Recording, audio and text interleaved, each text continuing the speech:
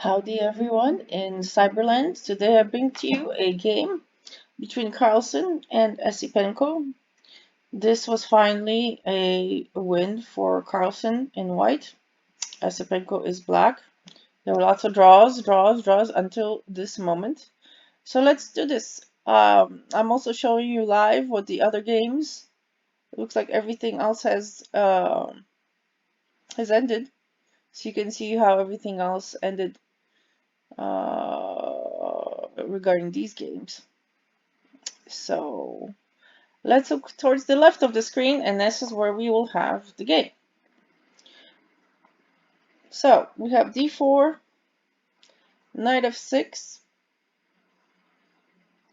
c4, e6, knight f3, d5, g3, bishop to b4 with a check, bishop d2 blocks. We've seen this before. This is standard openings. Bishop goes back to e7, bishop to g2, castling, knight to d7, queen to b3, knight to b6. Now let's look at this a little bit. Interesting configuration. The knight is not afraid of the queen because it's protected, you see, by the pawns. So it's going out there into the deep water. c5. Well, at this point it's being attacked. So it moves in. Look at this knight. What a fearless knight. It's still protected by the pawn, although it is a central pawn. A bishop to c3. It stepped out of the way. Say, if you want my pawn, take, but you're not going to get my bishop. So do you see the bishop stepped out of the way of this knight? Otherwise, it was under attack. So he just stepped out of the way. Is it worth getting a pawn and then losing it? Because the queen would take. Or it could be take with the bishop. We shall see. Bishop. Excuse me. Pawn to b6. Sorry. c6. a5. Knight to d2. So now this knight is being attacked and is also being protected by the other knight. Notice. Magnus Carlsen has this really unique ability to make all his pieces protected as much as he can. It's very rare that you can find him with unprotected pieces. And also he has this ability to see how he can make his pieces do double duty. You know, he's very well coordinated, like a symphony. Nothing's out of tune with if he's feeling good, his game is usually good. So he does exercise. I'm very sad that the chess is not part of the Olympics in Tokyo. Really, you have to be in good physical form, especially for over the board chess, to be there for hours and hours and hours. You are really not seeing the part that for any even physical stamina, you have to have mental stamina.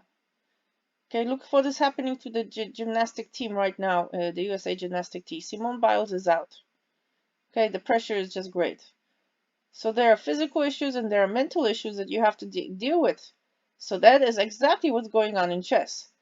It's probably higher caliber with your mental stamina, but in order to have mental stamina, you have to have physical stamina at this level. So I suggest the Olympic Committee bring in chess for, I believe, was it going to be in Paris 2024? I expect chess to be part of the Olympics. You know, bring it, bring it.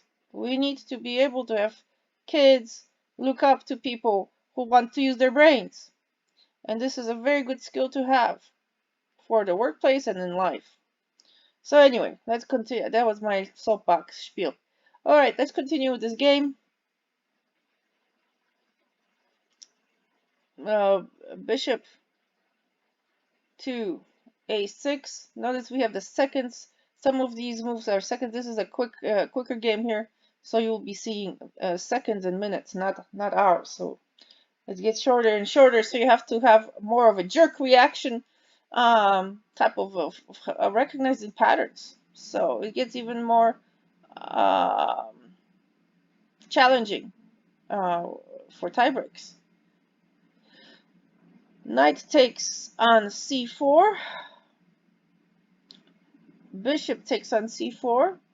The queen moves out of the way on c2.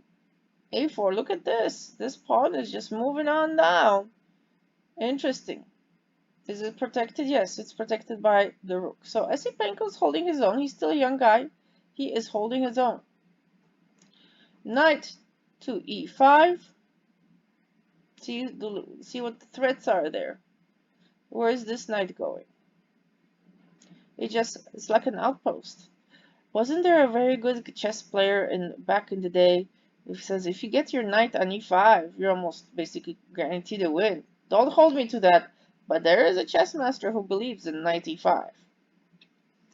And it seems that's what Carlsen is. He knows these little ins and outs. Of course, he's been playing this game since he was a kid, and he has good trainers. So every little bit of tidbits of information, a little nuggets of gold about chess will help the game. But it takes a lot of time and effort to get there. Bishop to b5. Rook to e1. Bishop to d6. Bishop to d2.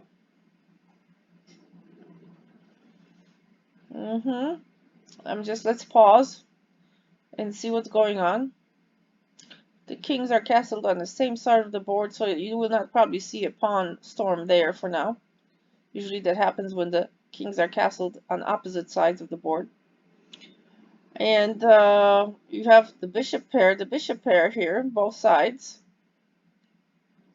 Okay, continue with a3. Okay, that it's kind of Esipenko is using Magnus's technique of pushing a pawn, either on the h file or the a file. Interesting. All right. So he sidesteps that pawn. Interesting choice. Knight to e4. Yes, he's moving in. Bishop takes. Okay. White no longer has the bishop pair, while black still does. Let's continue. How did Magnus Carlsen win this game? When did this thing turn for Esipenko? Let's keep our eyes glued to this game. Knight to d7. Also notice the propping up, the pawn is protecting it, but there is that bishop. Very brave move. It's going after that rook on e8.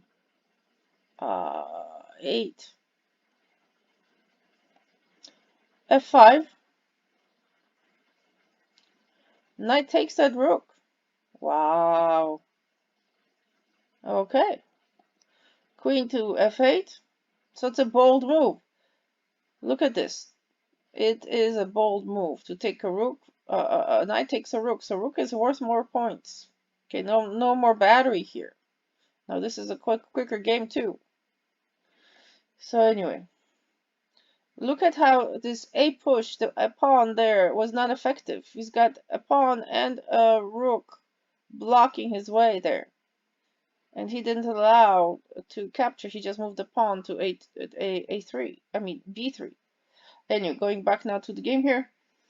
The next move is bishop to f4. Rook to d8, protecting the bishop. Bishop to e5. Notice how it's protected by the pawn. Bishop takes. h6. Rook on d1. Takes. takes. Esipenko has no rooks. Wow. Has no rooks. Queen to b4. Trying to figure something out. Let's look at this move. What is it supposed to accomplish? Now notice Carlsen has about 5 minutes still left on the clock, while Esipenko has seconds. He literally has seconds to think about his next move. So that's quite an advantage. Time advantage, and being able, that knight move was really critical. That knight really made a move. The king goes to f1, just as in case the queen wants to go there, and it will be closer. This still allows the rook to move up. e3. Okay, a little bit more pressure, but he's got very little time to think, Esipenko does. So Carlsen just moves out of the way. h5. Okay, trying to push a pawn. I thought it's kind of gonna get stuck anyway, but hey, you're under time pressure. Rook to d7, and that's it. It's gonna probably take that pawn. It's and with 5 minutes left, or 4 minutes now, and Esipenko seconds, h4 now here, taking the pawn, trying to move in, but it's kind of stuck there. It's not going to be able to do anything. All right, rook to d7, and that was it. This is how Carlsen won this game. I think the critical point here, every game has a critical point. It was the knight move. It really was the knight move. So I would suggest you go back to the beginning of the video and just follow the knight that took the rook on e7. See the trajectory of this knight during the game. Alright, calm, cool, collected, and this is how Carlsen won against Esipenko. And really well done for the world champion in chess, reigning world champion chess. Thank you for watching. Hit like and subscribe. Au revoir.